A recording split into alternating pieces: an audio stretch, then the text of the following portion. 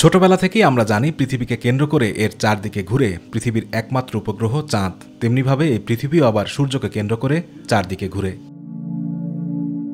শুধু তাই নয়, এই সূর্যকে কেন্দ্র করে সৌরজগতের বাকি সব গ্রহ, ধূমকেতু সহ আরও অনেক মহাজাগতিক বস্তু আবর্তমান।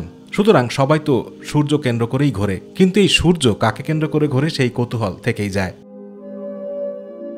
আসলে সৌরজগতের গ্রহরা যেমন সূর্যকে কেন্দ্র করে ঘোরে, তেমনি সূর্য নিজের চারিদিকে ঘোরার পাশাপাশি আমাদের মিল্কি ওয়ে ছায়াপথের ভেতর দিয়ে নিজের কক্ষপথের গ্যালাকটিক সেন্টারকে কেন্দ্র করে প্রদক্ষিণ করে।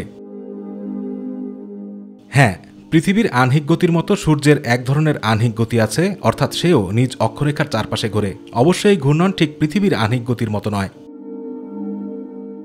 পৃথিবী তার ভেতরের তরল পদার্থ আর বাইরের বায়ুমণ্ডল নিয়ে অনেকটা কঠিন পদার্থের মতো ঘুরপাক খায়, কিন্তু সূর্যের ভেতর সেরকম কোনো কঠিন পদার্থ নেই। কিছুটা ঘনীভূত হয়ে সৃষ্ট গ্যাসীয় মেঘের অ্যাঙ্গুলার মোমেন্টাম বা কৌণিক ভরবেগ ব্যবহার করে সূর্য নিজ অক্ষরেখার চারপাশে ঘুরতে থাকে।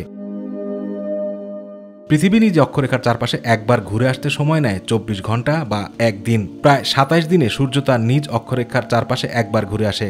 অর্থাৎ কয়েকটি সৌর কলঙ্কের গতিবিধি পর্যবেক্ষণ করে বিজ্ঞানীরা সূর্যের নিজ অক্ষরেখার চারপাশের ঘূর্ণন প্রক্রিয়ার হিসাব করে বের করেন। শুধু তাই নয়, সূর্য মিল্কি ওয়ে গ্যালাক্সিকেও প্রদক্ষিণ করে।